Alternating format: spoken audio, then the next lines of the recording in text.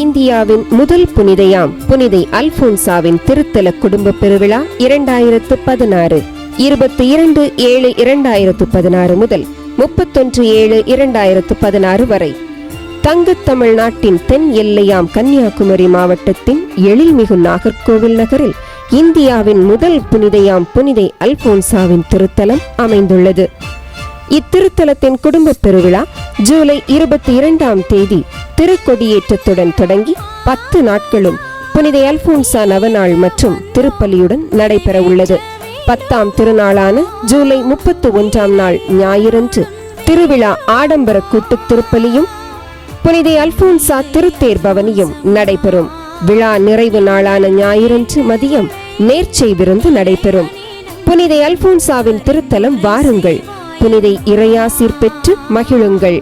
புனித அல்போன்சா திருத்தல ஆலயம், புனித அல்போன்சா நகர், ஆயுதப்படை முகாம் சாலை, நாகர்கோவில் 2.